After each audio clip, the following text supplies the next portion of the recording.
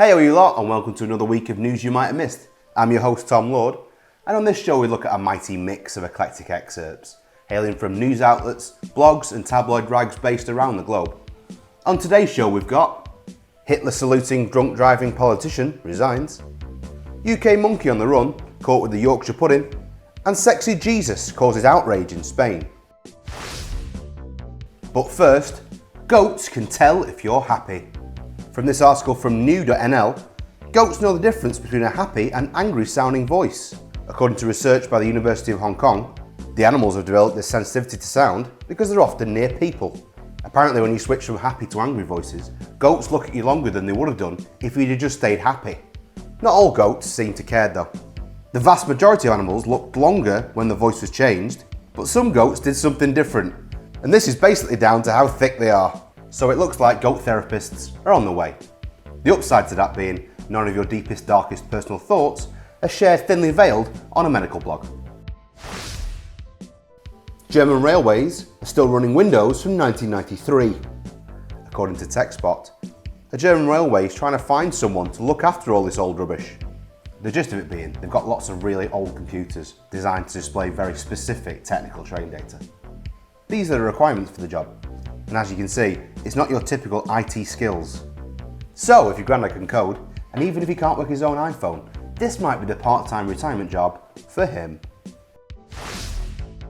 Microsoft Outlook struggles to connect to Outlook.com. According to Bleeping Computer, Microsoft is investigating an issue that prevents Outlook and other email clients from connecting when using an Outlook.com account. These issues have been going on since the 23rd of January. Mainly affecting Outlook 2013, 2016, Outlook for 365 and Thunderbird. One user said, I put in the existing app password, it tries to connect, doesn't, and the security window pops up again. Microsoft are of course looking for a fix, but if I was a betting man, I'd put it down to the fact that one of the engineers might have put Google into Google. Japan no longer requires some documents to be submitted via floppy disk. According to the Register, Japan is finally getting rid of the requirement to submit more than 1,900 official documents via floppy disk. This essentially brings to the end a decades-old requirement for physical media for all sorts of documents. According to a quote by Tom Persky of floppydisk.com, despite being a world leader in cutting-edge technology, Japan has an odd relationship with old tech. It's still a land of cash-only payments and fax machines. I, for one, am really happy about this news coming out of Japan. It can't be easy as a business owner to have to show your floppy to the government. Mexican airline passenger does a little wing walk. According to new.nl, the man was arrested after he opened the emergency door of a plane and walked out on the wing. The man seems to have a fair point. The plane had been stationary on the tarmac for more than 3 hours with no food, no drink and no air conditioning. In a joint statement by the travellers, the lack of fresh air was becoming unhealthy. He saved our lives. The plane itself was essentially broken. After the wing walk, the passengers were asked to board another plane. A word of warning for any airline then. Provide the bare essentials for human survival. I'm looking at you right now. Hitler saluting drunk driving politician resigns. According to Tag Spiegel, the 63-year-old Green Party politician had an alcohol level of 1.34 per milli. According to her statement, she was simply trying to express the dissatisfaction she was having with the police that night. In a later email, the Green Party politician appeared remorseful. She said she reacted inappropriately to the police check and considers her behaviour unacceptable. A great stop by the German police there. Hopefully now she'll think twice and keep her drinking and saluting the privacy of her own home. UK monkey on the run, caught by using a Yorkshire pudding. According to The Guardian, Honshu the macaque on the run from Highland Wildlife Park was brought down by a love of batter and a tranquiliser dart. After 5 days and 4 nights on the run, the monkey was finally caught, even after drone search technology was rendered useless by blustery weather. According to The Guardian, local shops have not missed the opportunity to get in on the action, and a local gardening supplies company has already included in its advertisements a monkey pushing a lawnmower. So confirmation then that that specific gardening company is already actively engaging in monkey business. Indian police released suspected Chinese spy pigeon after 8 months of questioning. According to AP News, the pigeon's ordeal began in May when it was captured near a port in Mumbai with 2 rings tied to its legs. Those rings were carrying words that looked like Chinese. Eventually it was found out that the bird was an open water racing pigeon from Taiwan and had made its way incorrectly to India. Apparently though, it's not the first time a bird has come under suspicion in India. In 2020, police released a Pakistani bird which had flown across heavily militarised borders between the nuclear-armed nations. And in 2016, another pigeon was taken into custody after it was found with a note that threatened the Indian Prime Minister. Obviously, the intelligence services are very different in the West compared to India. While we're concerned about computer leaks, they're concerned about renegade avians.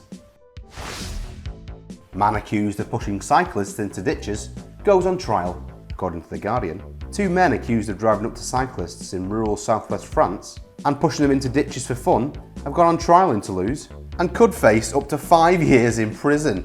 At least 12 cyclists were hit over a period of several months, some sustaining injuries including a wrist fracture and a collarbone fracture. Another cyclist had allegedly had tomatoes thrown at him from a car. I, for one, don't condone actively injuring cyclists. I just pull out from junctions carelessly and hide in their blind spots. Unforeseen circumcisions in an Ontario Pizza Hut. The restaurant in Timmins posted a sign on its door that was meant to inform customers that the dining room would be closed due to unforeseen circumstances. But a spelling error led to instead blaming unforeseen circumcisions. Obviously it wasn't on purpose, and Pizza Hut aren't now offering circumcisions as part of their menu. This didn't stop the internet getting involved though, with George Takei of Star Trek fame saying Typo was my worst enemy. I'm glad they've clarified, because at least now you won't get the wrong idea when you order a meat feast and wonder what specifically the meat is made out of. Man training for a marathon with a fridge on his back gets stopped by police. The man, who hopes to break the world record for running the London Marathon with a fridge in tow, was stopped by police after they accused him of stealing the fridge. Apparently Hertfordshire police quickly realised that the man wasn't a fridge thief, but the runner himself added that he admired their diligence. It sounds like the police were in disbelief. They said, "Is that a fridge on your back?" and followed it up with, "You do know if you order from Curry's, they will deliver it for you." From my point of view, at least that man can run safe in the knowledge that with a refrigerator on his back, he'll always be cool. 200 plus kilo stuffed polar bear stolen from Canadian wellness centre. According to RTL News, the stuffed polar bear disappeared overnight from a wellness centre in the city of Edmonton. According to staff, they didn't immediately notice that the 3+ metre tall polar bear, called Harry, was gone. The centre director said, "I didn't realise at first how bizarre this was, but it's quite a big thing actually, literally and figuratively." The police hope that the bear will turn up online for sale at some point, and they'll be able to return the bear to its rightful home. An unnamed source that was completely made up from the police said, "It's a very serious crime." Too much kebab causes ambulance call out. Apparently the Welsh Ambulance Service had over 400,000 calls last year, of which 60,000 were not life-threatening. One of the transcripts from the calls goes as follows: "Tell me what's happened. Yesterday evening we had some kebab, and I might have had a little bit more than I'm used to. Then this morning I had a very painful stomach." Another call went, "I have a bottom part denture. I went to clean my teeth and said, 'Where's my false teeth?' This sounds crazy, but I don't know what else to do. Could I have swallowed my false teeth?" Inappropriate calls like this are obviously a massive burden to the ambulance service, and they're pleading to the public that they use their common sense.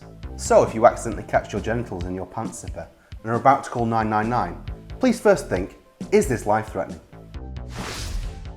Sexy Jesus causes outrage in Spain.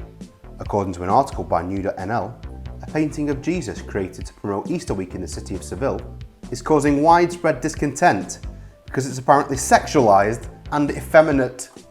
The artist himself had been commissioned to create the painting of Jesus months ago and had modelled it on his son, Horatio. Apparently when it was unveiled, various political parties reacted negatively to the painting. A right-wing party called it provocative, and an ultra-conservative party found it offensive. The artist himself responded that people had to be sick to see anything sexual in this painting of Jesus. Is Jesus sexy here? I don't know. So if you're the sort of person that thinks that that particular painting of Jesus is sexy, I think you need to go outside, have a right good word with yourself, and then jump off that bridge. Co-founder of PayPal to invest in drug-fueled Olympic Games. According to The Independent, Peter Thiel, billionaire co-founder of PayPal, has joined a multi-million-dollar investment in the controversial Enhanced Games, a proposed Olympic-style mega event without drug testing. According to the article, this will all be within a regulated environment, with safety protocols of health checks before and after competition. Lord Sebastian Coe said, "No one within athletics takes the enhanced game seriously." And the head of the US Anti-Doping Agency said it was a dangerous clown show, not real sport. I think it's great that in the future we'll see a 100-metre dash within 2 seconds, a high jump to the moon, and gymnast resin being replaced with mountains of cocaine. Rusty nuclear-capable missile found in a shed. According to an article by NOS, police responded to the man's barn after receiving a call from a military museum in Ohio. The museum had been presented with an unusual gift from a man in the city of Bellevue.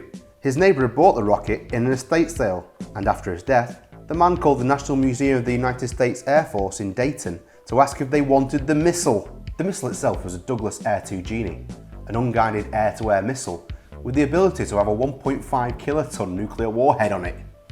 The bomb squad members confirmed that the missile did not contain a nuclear warhead or rocket fuel.